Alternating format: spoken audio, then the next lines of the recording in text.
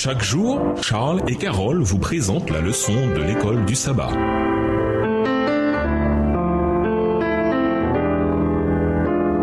Bienvenue à votre émission Dieu nous parle. Nous voilà le son de mercredi, le psaume 5. Lisons le psaume 5. Dans ce chant, David établit des contrastes saisissants entre ceux qui sont perdus et ceux qui ont été rachetés. Comparons ce psaume avec le langage utilisé dans Apocalypse 14, les versets 1 à 12. Quelle similitude voyez-vous ? Et comment façonne-t-elle votre compréhension de ce que signifie faire partie du mouvement du reste des derniers jours? Psaume 5. Au chef des chantres avec les flûtes, psaume de David. Prête l'oreille à mes paroles, ô Éternel, écoute mes gémissements, sois attentif à mes cris, mon roi et mon Dieu. C'est à toi que j'adresse ma prière. Éternel, le matin, tu entends ma voix. Le matin, je me tourne vers toi et je regarde, car tu n'es point un Dieu qui prenne plaisir au mal. Le méchant n'a pas sa demeure auprès de toi. Verset 5. Les insensés ne subsistent pas devant tes yeux. Tu aides tous ceux qui commettent l'iniquité. Tu fais périr les menteurs. L'Éternel abhorre les hommes de sang et de fraude. Mais moi, par ta grande miséricorde, je vais à ta maison. Je me prosterne dans ton saint temple avec crainte. Éternel, conduis-moi dans ta justice à cause de mes ennemis. Aplanis ta voix sous mes pas, car il n'y a point de sincérité dans leur bouche. Leur cœur est rempli de malice. Leur gosier est un sépulcre ouvert, et ils ont sur la langue des paroles flatteuses. Frappe-les comme des coupables, ô Dieu, que leurs desseins amènent leur chute. Précipite-les au milieu de leurs péchés sans nombre, car ils se révoltent contre toi. Verset 12. Alors tous ceux qui se confient en toi se réjouiront. Ils auront de l'allégresse à toujours, et tu les protégeras. Tu seras un sujet de joie pour ceux qui aiment ton nom. Car tu bénis le juste, ô Éternel. Tu l'entoures de ta grâce comme d'un bouclier. Apocalypse 14, versets 1 à 12. Je regardai et voici l'agneau se tenait sur la montagne de Sion, et avec lui 144 000 personnes qui avaient son nom et le nom de son Père écrit sur leur front. Et j'entendis du ciel une voix comme un bruit de grosses eaux, comme le bruit d'un grand tonnerre. Et la voix que j'entendis était comme celle de joueurs de harpe jouant de leur harpe. Et ils chantaient un cantique nouveau devant le trône et devant les 4 êtres vivants et les vieillards. Et personne ne pouvait apprendre le cantique si ce n'est les 144 000 qui avaient été rachetés de la terre. Ce sont ceux qui ne se sont pas souillés avec des femmes, car ils sont vierges. Ils suivent l'agneau partout où il va. Ils ont été rachetés d'entre les hommes comme des prémices pour Dieu et pour l'agneau. Et dans leur bouche, il ne s'est point trouvé de mensonge, car ils sont irrépréhensibles. Verset 6. Je vis un autre ange qui volait par le milieu du ciel, ayant un évangile éternel pour l'annoncer aux habitants de la terre, à toute nation, à toute tribu, à toute langue et à tout peuple. Il disait d'une voix forte: craignez Dieu et donnez-lui gloire, car l'heure de son jugement est venue. Et adorez celui qui a fait le ciel et la terre et la mer et les sources d'eau. Et un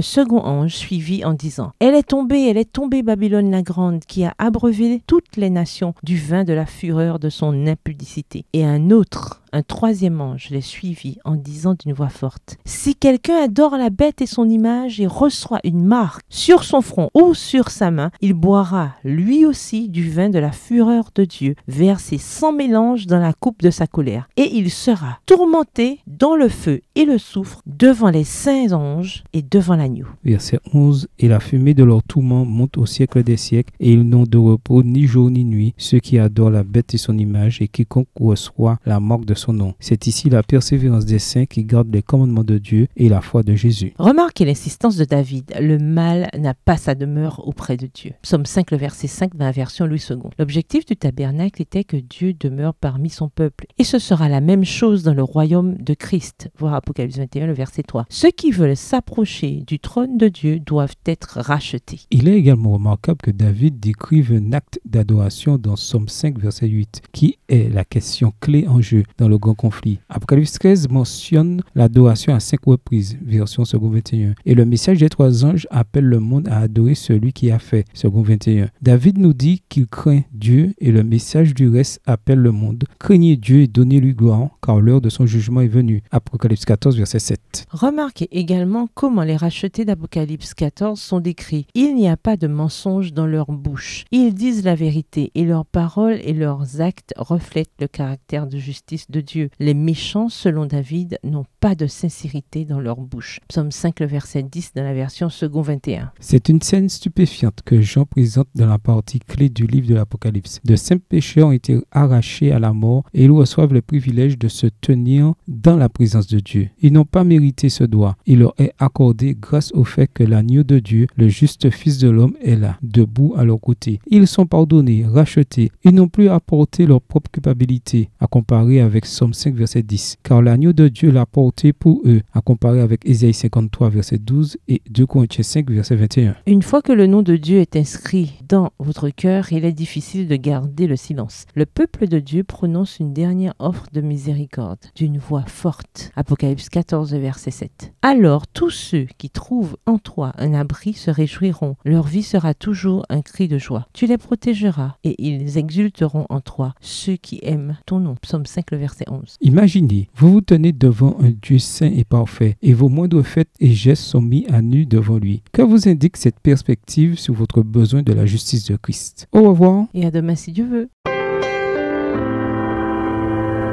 Dieu nous parle. Chaque jour, Charles et Carole vous présentent la leçon de l'école du sabbat.